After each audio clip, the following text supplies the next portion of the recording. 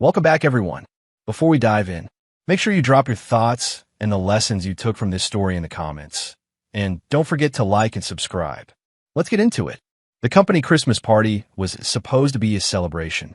Instead, I found myself standing in the corner of an upscale downtown Atlanta hotel ballroom, watching my wife of 8 years treat me like I was an embarrassing relative she had been forced to bring along. She had been doing it all evening. When her coworkers approached us, she would introduce me with a polite smile that never reached her eyes. "This is my husband," she would say in a tone that sounded almost like an apology. Then she would quickly steer the conversation away from me, talking about work projects and office gossip while I stood there like a piece of furniture. The worst part was watching her colleagues' faces as they sized me up, trying to understand why this successful marketing director seemed ashamed of the man she had married. I'm not some stranger she met at a gas station. I run my own consulting business. I take care of myself. I dress well. But tonight, according to her body language, I might as well have shown up in sweatpants and flip-flops. "Julian, could you give me another wine?" she asked, not even looking at me while she laughed at something one of her colleagues had said. It was not a request. It was a dismissal. I walked to the bar, ordered her usual Chardonnay and a whiskey for myself, and stood there while the bartender made small talk about the weather and holiday traffic. Even he treated me with more casual respect than my own wife had managed all evening. When I returned with her drink, she was deep in conversation with 3 of her colleagues about a client presentation due in January. I stood there holding her wine like a waiter until she finally noticed and took it without a word. "We should probably mingle more," I suggested quietly. She shot me a look cold enough to freeze the room. "I'm mingling with my colleagues about work," she said, her voice dropping in that tight way that meant I had overstepped. The message was clear. I did not belong in her professional world. That is when I noticed her, the woman across the room who had been watching our interaction with unmistakable interest. Tall, confident, mid-30s maybe. The black dress she wore looked like it belonged to someone who knew a boardroom as well as a ballroom. Everything about her presence radiated leadership. She approached our group with the kind of energy that makes conversations pause. "Evening," she said, her voice carrying a quiet authority that felt entirely earned. My wife's entire demeanor shifted. Her back straightened. Her tone became smoother and more deferential. "Good evening, Ms. Whitaker," my wife said. "We were just discussing the Henderson account." "Excellent." The woman's eyes moved to me. "And you must be her husband." She extended her hand. "Renee Whitaker," she said, "Regional Director." Her handshake was firm, assured. "I have heard absolutely nothing about you," she added, a glint of curiosity in her eyes, which is fascinating considering how much I hear about everything else in her life. The comment landed like a precision strike. My wife, Candace, went pale. "Well, he is very busy with his own work," she said quickly. "Consulting. Very technical stuff." "Consulting in what field?" Ms. Whitaker asked, still holding my gaze like the question actually mattered. "Business optimization and efficiency systems," I replied. "I help companies streamline operations and reduce overhead costs." Her eyebrows lifted, not theatrically, but with real interest. "Impressive. We could use someone like you." Our quarterly efficiency reports have been disappointing. The look on Candace's face said she felt that sentence like a shard of glass. "I do not think that would be appropriate," Candace cut in. "Mixing personal relationships with work can create conflicts." "Interesting perspective," Ms. Whitaker said, cooler now, especially from someone who just spent 20 minutes describing her personal vacation plans with the Henderson client contact. Another clean hit. "If you will excuse me," she added, "I need to make my rounds, but I hope we can continue this conversation later." She looked at me when she said it. As she walked away, I could feel a shift in the air. Candace's colleagues were looking at her differently, as if they were recalibrating what they thought they knew. "What was that about?" one of them asked. "Nothing," Candace said, but her confidence had slipped. She was just being polite. I did not need to say anything. From the way Candace kept glancing nervously across the room, she knew politeness had not been what that was. 20 minutes later, she drifted toward the dessert table with her group and left me by the windows overlooking the city. I was grateful for the brief break from her embarrassed glances and dismissive comments. I was sipping my whiskey when I heard heels on marble behind me. "Quite a view," Ms. Whitaker said, joining me at the window. Up close, she was even more striking. Sharp features, clear eyes, and the kind of confidence that comes from never having to doubt your own worth. "It is," I said, "though the view inside has been more interesting tonight." She laughed, the sound genuine. Direct. I like that. It is refreshing in a room full of corporate diplomacy. "Speaking of," I said, "that was quite the performance earlier." She raised an eyebrow. "I was simply making observations. Your wife has an interesting philosophy on professional relationships." We stood for a moment in companionable silence, watching the lights of Atlanta stretch toward the horizon. Then her voice went quieter, more focused. "Can I ask you something? And I want a straight answer." "Go ahead. How long has she been treating you like you are invisible?" The question hit harder than I expected. "What makes you think she does?" 20 years in leadership," she said. "You learn to read people. Body language. Tone. Social dynamics. Tonight, I watched a woman systematically diminish her husband in front of her colleagues. The question is whether you are going to keep letting her." I turned to face her. Bold assessment for someone who just met us. "I have not just met her," Ms. Whitaker said. "I have been watching her for months. She talks about everyone in her life except you. Her friends, her yoga instructor, her hairstylist, even her neighbor's dog, but never her husband. That tells me how she values you. And what exactly do you think you know about my marriage?" She moved closer, close enough that I caught a clean note of perfume. "I know you are a successful professional being treated like an accessory. I know you have presence and intelligence most people in this room are trying to fake. And I know your wife is either blind or careless with what she has." It was uncomfortably accurate. "You do not know me," I said, but there was no conviction behind it. "I know enough," she replied. "You run your own business, which means you have drive and independence. You are confident enough to hold your own in rooms like this, and you are loyal enough to stand by someone who is not standing by you." She reached in her clutch and pulled out a card, but instead of handing it to me, she stepped closer. "Loyalty has limits," she said, slipping the card into my jacket pocket. Her fingers lingered a heartbeat longer than necessary. "Some people do not realize what they have until it is gone." "What is that for?" I asked, though the answer was obvious. "Consider it a professional opportunity," she said with a slight smile. "We really could use your expertise. But more than that, consider it an invitation to be valued by someone who recognizes quality when she sees it." The implication was unmistakable. "That is quite an offer." "It is not an offer," she said. "It is a reality check. How you handle the next few minutes will tell me everything." She tilted her head. "Your wife is already on her way over." I looked across the room and saw Candace pushing through the crowd toward us, her face tight with panic. "Showtime," Ms. Whitaker murmured, then raised her voice to a normal level. "So, I will have my assistant send over the efficiency reports we discussed. I think you will find them very interesting." Candace reached us just as Ms. Whitaker finished. "There you are," she said, breathless and brittle. "I was looking for you.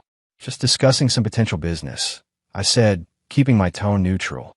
Candace's eyes widened. "Your husband has some impressive ideas about operational efficiency," Ms. Whitaker said. "We should explore a consulting arrangement." I could practically hear the gears grind in Candace's head as she calculated how to object without looking unprofessional in front of her boss. "We would have to think about that," Candace said carefully. "There might be conflicts of interest." "Really?" Ms. Whitaker asked, polite but sharp. "What kind of conflicts?" "I would think you would be proud to have your husband's expertise recognized by your company." Any objection now would reveal exactly what it was: embarrassment. "Of course I would be proud," Candace said, but her smile looked painful. "We would just need to discuss it." "Naturally," Ms. Whitaker said. "I will leave you to it. Interesting evening." She stepped away, and the three of us knew the dynamic had shifted. It was not in Candace's favor. "What did she want?" Candace asked, trying for casual and missing. I tapped my jacket pocket where the card rested. Like she said, professional opportunities. We both knew it was more than that. After that, Candace barely left my side, breathing down my neck at every conversation. If someone seemed interested in talking with me, she would insert herself like a security guard. People noticed. The embarrassment that had begun with me was now firmly hers. When Ms. Whitaker reappeared near the bar, Candace stiffened. I'm going to get some air, I said, moving toward the outdoor terrace. Wait, Candace said, grabbing my arm. Where are you going? To the terrace, I replied. Unless you need to sign a permission slip. The December air was cool and clean above the Atlanta lights. For a few quiet moments, the tension bled away. Look, Candace said, joining me at the railing. I know tonight has been awkward, but you have to understand my position. These people are my colleagues. I have to maintain a certain image. Apparently that image does not include acknowledging your husband exists. That is not fair, she said. I introduced you to everyone. You introduced me like I was an obligation, I said. Like bringing me here was a risk to be managed. The terrace door opened again. Beautiful night, Ms. Whitaker said, stepping outside as if by chance. A bit cold. You may want to come back in soon. Candace's shoulders tightened. We were just finishing, Candace said. No rush, Ms. Whitaker replied. I wanted to continue our discussion about consulting. I have specific challenges I would like your husband's perspective on. She stepped close enough that anyone watching would notice the proximity. Professional collaboration can be rewarding, she said lightly, when it is with the right person. Candace said nothing, because objecting now would be catastrophic. Ms. Whitaker reached into her clutch and produced a different card. This has my direct line, she said, offering it to me. Just as I reached, the card slipped and fell. We both bent to pick it up. Our hands brushed. The touch was brief, unmistakable. What do you think you are doing? Candace snapped. The words tore out of her. Conversations around us ceased. Ms. Whitaker's expression cooled to ice. I am sorry, she asked, voice level. You know exactly what you are doing, Candace said. The touching. The cards. The comments. I see what is happening. Silence swallowed the terrace. A mid-level manager publicly accusing her regional director of inappropriate behavior at a company event. Ms. Whitaker's tone did not waver. Let me be clear, she said. You are suggesting my interest in your husband's professional services is improper. Candace realized too late she had walked into a trap. That is not what I meant. Because that is a serious accusation, Ms. Whitaker said evenly. The kind that would require a formal investigation. The kind that involves human resources reviewing camera footage to see if your description matches reality. Color drained from Candace's face as she pictured how that footage would look. Her boss maintaining professional boundaries while she had a public meltdown. I think what my wife means, I began, is that no, Ms. Whitaker said, eyes still on Candace. She stated it plainly. She accused me of sexual harassment in front of witnesses. A few guests were already holding their phones up, the modern reflex to corporate drama. Please, Candace said, her voice cracking. I did not mean, you meant it, Ms. Whitaker said. Now we will deal with it appropriately. We should continue this in private. Human resources will want a full report, including statements from everyone here. Can we forget this happened? Candace whispered. Forget that an employee made public accusations of misconduct against senior management. Ms. Whitaker shook her head. That is not how professional environments work. She glanced around. I'm sorry you had to witness this, she said to me. Your wife clearly has some personal issues to address. Then to the crowd. Let us get back to the party. People drifted inside, buzzing. Candace gripped my arm. You have to fix this, she whispered. Talk to her. Explain I was stressed. I looked at her, at the woman who had spent the evening treating me like an inconvenience and had just wrecked her own credibility. Fix what exactly? I asked. You made a public accusation. You could talk to her, she said. She obviously likes you. The irony was breathtaking. An hour ago, you were embarrassed to introduce me, I said. Now you want me to leverage a relationship you try to sabotage. She stared at me and understood something had shifted. Please, she said. I touched the card in my pocket. We will see. The ride home was silent, except for the soft buzz of Candace's phone lighting up with messages. 37 texts, she said dully after 20 minutes. In 20 minutes. That is what happens, I said, when you have a breakdown in front of half your department. You could have backed me up, she whispered. Said what? I asked. That your boss touched me? That would have been a lie. At home, she went straight to her laptop and began typing furiously. I poured a whiskey and watched. What are you writing? I asked. An apology, she said, explaining I was stressed and misunderstood. I set Ms. Whitaker's card on the counter where she could see it. Candace's hands froze on the keys. She gave you your direct number, she said quietly. She did. My phone buzzed. A text from Ms. Whitaker asking to set a meeting to discuss the contract. When? Candace asked, her voice tight. Tomorrow afternoon, I said. Her office. You cannot be serious. Why not? It is a legitimate opportunity. Do not pretend this is just business, she said. She is interested in more than your invoices. I sat across from her. And if she is, what gives you the right to object? I am your wife, she said. Are you? I asked. Because lately it feels like I'm a roommate you are embarrassed by. She stared down at the table. What if I change? She asked. What if I start including you in my world? You mean like you should have been doing for years? She held my eyes. We can fix this. We can go to counseling. Now you want counseling? I asked. After months of making me feel like the problem, I'm not canceling anything. You made your choices last night. I'm making mine. Morning came with the sound of Candace on a call in the kitchen. It was barely 7 when she began apologizing to Human Resources. The conversation lasted 20 minutes and ended with her agreeing to attend a disciplinary meeting that afternoon. When she hung up, she stared at her phone like it might break in her hands. Mandatory sensitivity training, she said. 6 weeks. Formal reprimand. Could have been worse, I said, pouring coffee. Could have been worse, she repeated. My career is over. No one will trust me with important clients. I will be stuck in the middle forever. Actions have consequences, I said. This should not be a surprise. My phone rang. Good morning, Ms. Whitaker said when I answered. I hope this is not too early. I wanted to confirm 2 o'clock today. And about dinner afterward. I know a quiet place. I glanced at Candace watching me. That sounds ideal, I said. I'm looking forward to it. When I hung up, Candace's expression was a mix of fear and anger. You are really going through with this? Going through with what? I asked. A meeting. Do not insult me, she said. You know what I mean. I know it is about respect, I said. Last night somebody treated me like I mattered. That has not happened at home in a long time. She tried one more path. Please cancel the meeting, she said. We can figure this out. I told you, I said. I'm not canceling anything. She left for her disciplinary meeting looking like she was walking into a storm. I spent the late morning reviewing my portfolio and outlining a scope of work. At 1:30, I put on my best suit and drove back into the city. Ms. Whitaker's office sat in a gleaming midtown tower, 30 floors up with a view that made the streets look like a model set.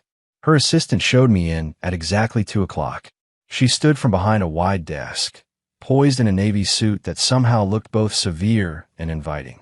Thank you for coming, she said, gesturing to a sitting area away from the desk. Coffee? Water? Coffee is fine, I said. She poured from an immaculate machine and handed me a cup before settling across from me.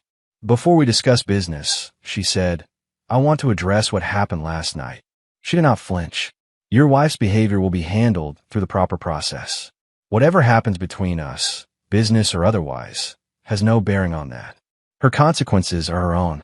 I appreciate the clarification, I said. Good, she replied. Now, about your consulting services. We spent an hour talking through real problems, duplicated processes across teams, unclear handoffs, software adoption failures, the drag of bad reporting. She listened with focus and challenged soft answers. The outline she proposed was substantial.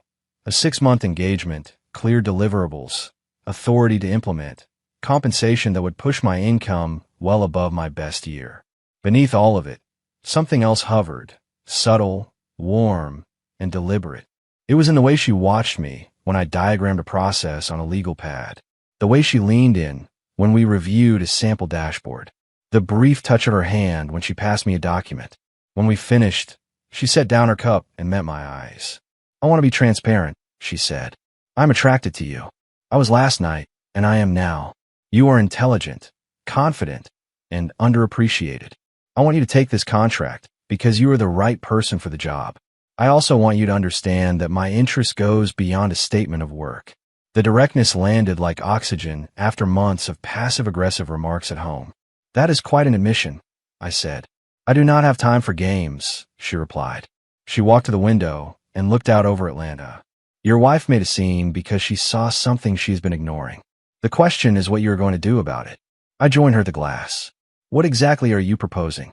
That you stop settling for being treated like a liability, she said, turning back to me, and start exploring what it feels like to be seen as an asset. I'm not asking for a decision right now. I am asking you to have dinner with me tonight and discuss possibilities, professional and personal. The weight of the moment settled in the quiet between us. It was not just about attraction or opportunity. It was about choosing between the comfort of being disregarded and the risk of being valued. Dinner sounds perfect, I said. She smiled, and I felt something open in my chest that had been closed for a long time. 8 o'clock, she said. I will text the address. As I left, I realized I was not simply considering a contract. I was considering a different life, one in which I did not have to fight to be visible in my own marriage. Dinner was everything my marriage had not been in years. Unforced conversation, real laughter, a sense of being recognized rather than managed. By 10 o'clock, we were walking through the hotel lobby where the party had begun the night before. This time, I was not an accessory. I was a man a brilliant black woman had chosen to spend her evening with. Your wife called the office 6 times today, Ms. Whitaker said as we reached the elevator. She is concerned about our meeting. I'm sure she is, I said. Are you going home tonight? She asked, not pushing, simply naming the question. The elevator doors opened. She stepped out and turned back to me in the hall. The choice is yours, she said. I thought about the way she had listened to me across a conference table, about the way Candace had treated me like an obligation. I thought about the way respect feels when it is present, and the way absence hollows you out. I have made my choice, I said, stepping out of the elevator with her. The door slid closed behind us. The next morning, I returned home to find Candace waiting on the couch, still wearing yesterday's clothes. Where were you? She asked, though her eyes suggested she already knew. Making a decision about my future, I said. With her. With someone who appreciates what she has, I said. She started crying. For years those tears had hooked me. This time they felt like tools. We can fix this, she said. I will change. I will do whatever it takes. It is too late, I said. You had years to decide how to treat this marriage. You chose to be embarrassed by me. I was never embarrassed, she said. Stop, I said. We both know that is not true. I pulled out a set of divorce papers I had drawn up months earlier and never served. I set them on the coffee table. I am done accepting less than I deserve. You cannot be serious, she said. You are throwing away 8 years for a workplace fling. I'm not throwing anything away, I said. You did that when you decided I was a liability to your image. I stood and headed upstairs to pack a bag. She followed, pleading, bargaining, promising. I kept moving. 3 months later, I was running the efficiency engagement for Ms. Whitaker's regional office, making more money than I had ever earned. The divorce was final. Candace, after a rough performance review, had been transferred to a smaller branch. We did not speak.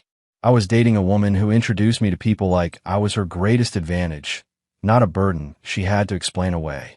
On a Thursday night, my phone buzzed with a message from Candace. Can we talk about us? I watched the notification disappear and let it vanish.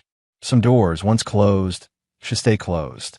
I have learned that respect is not an accessory you bring out of parties. It is the ground you stand on or the floor that gives way. I chose the ground and never looked back. If you enjoyed this story, please like, comment, and share this video with your friends. Subscribe and turn on the notification bell so you never miss a powerful story drop.